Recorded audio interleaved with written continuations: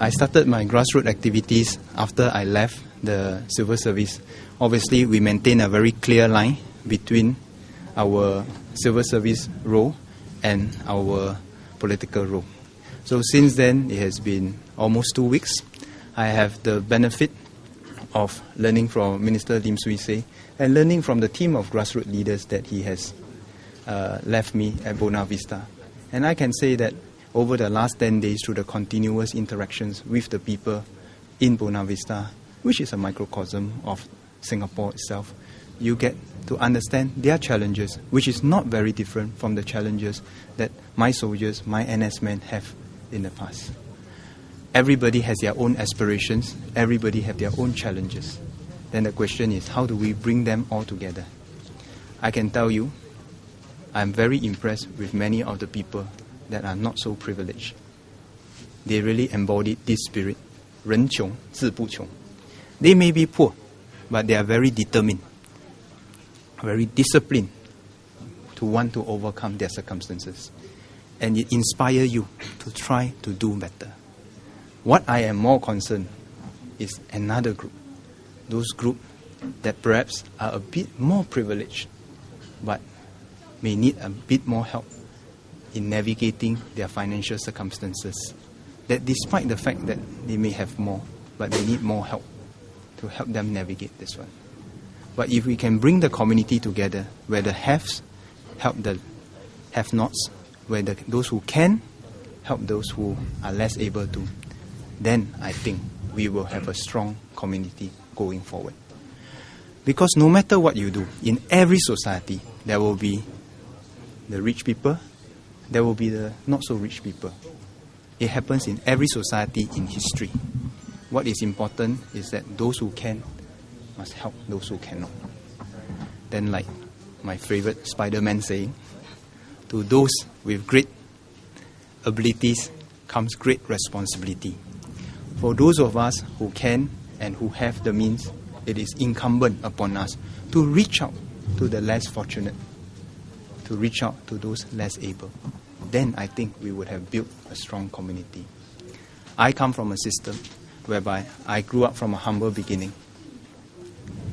But I have risen through the system, benefited from the system, and what I want is to make sure that the next generation continue to be able to benefit from this same system. That if you are able, you are disciplined, you are determined, then you will make it. And nothing in society will hold you back. And this is what we must make sure that we continue to run this system so that Singapore will continue to bring in people from all walks of life together to build a better future for us. Just one question. There's some discomfort on the ground that some of the candidates who are new citizens have not done NS, and NS being a very integral part of the Singapore experience. They're saying that how can we vote for someone who has done NS? So we get a response to that. For me, I don't just ask where you come from. More importantly, I ask where you are going. In the past, if you have not been a citizen, you may not have contributed to NS or maybe different walks, different sectors of society. More importantly, going forward, what are you going to contribute to Singapore? Let's face it, we are all descendants of immigrants. If you ask my mother, who is born in Hong Kong, my grandfather, who is born in China, what have they done for Singapore? Maybe not much when they first arrived. But the more important question is, what will they do for Singapore after they have arrived? What will their children continue to do for Singapore after they have arrived?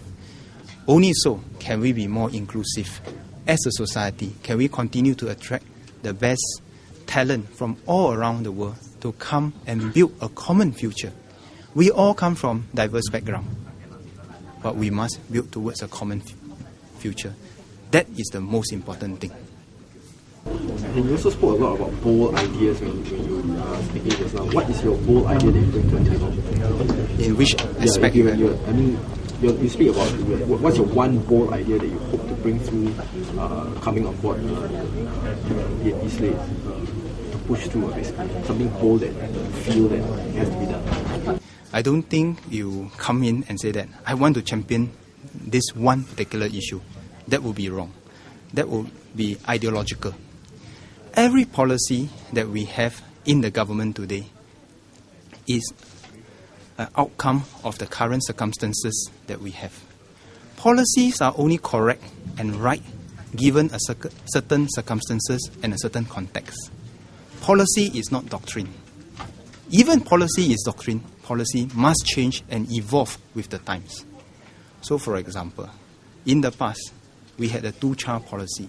Why? Because in that particular context, in that particular time, what were we grappling with? Too many people, not enough jobs, can't build enough houses for our people. But as time evolves, policy must change. The key is not whether you have any one policy to push or not. The key is to see whether you are constantly sensitive to the winds that are buffeting us and to make the adjustment to trim your sails and so that you catch the wind to make sure that Singapore right into the future.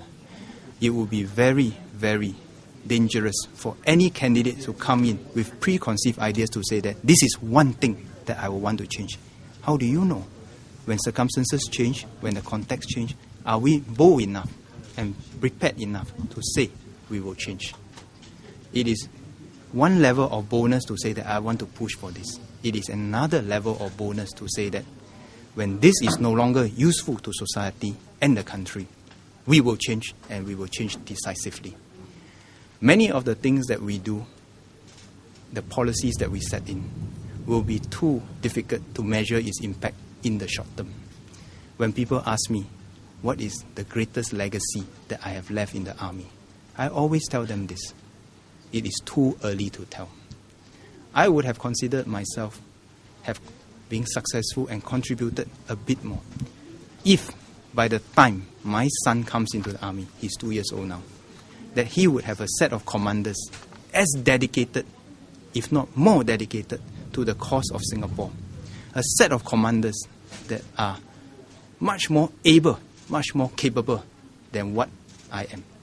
That they will stand on my shoulders to stand taller and look further. So we should be very careful to be too quick to judge and say that whether this work or this not work. The ultimate criteria that we should judge ourselves is that in 20, 50 years' time, will there be a Singapore? Will there be a better Singapore for our future? Not whether today, tomorrow, too fast, too early to tell. And we should always think for the longer term. Is there one policy you hope to work upon or you are opposed? I don't think that you come in wanting to work on one policy. Actually, you come in always looking at all the policies and consciously and constantly asking yourself, is each and every one of them still relevant? Is each and every one of them still in the best interest of the country? I give you some examples. In the defense sector, our defense relationships with the bigger powers, with the regional powers, that has to be constantly tweaked. Every moment, every day, every month. Because you have to see the changes and you have to sense and respond.